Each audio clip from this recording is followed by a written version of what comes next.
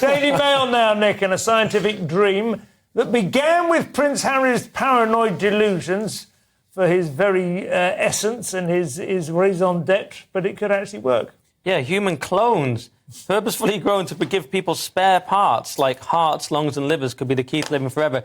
Dr. Alex Zavonkov, perhaps, Zavonkov, some name like that. Anyway, it's a guy who's saying that what we need is human clones.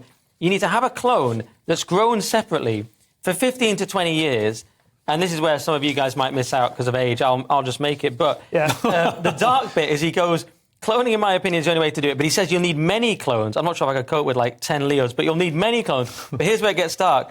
They'll have to disable their cognitive functions so they could only be used for organs. So he's talking about kind of weird, dead-eyed clones sitting there for 20 years waiting for you to borrow an organ from them. Sort of medically induced coma, basically. Yes. Yeah? And it'll be like an iPhone, he thinks. You'll just be able to upgrade and get your spare liver or whatever. Yeah. So it's pretty dark, but at the same time, you know, I'd like to be front of the queue. I mean, Katsuo Ishiguro, I think he's pronounced, the novelist. He wrote a novel about this scenario called Never Let Me Go In, which he imagined it was the technology was available in the 50s, and he wrote a sort of scene that was set in a boarding house where you gradually...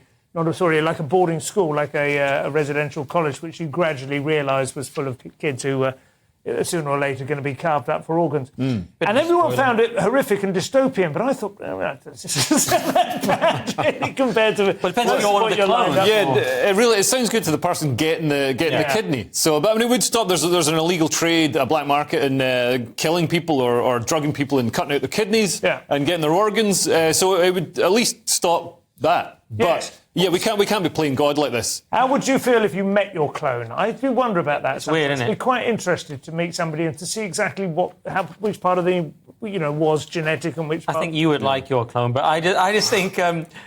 surely a clone's going to run amok and try and be the primary person.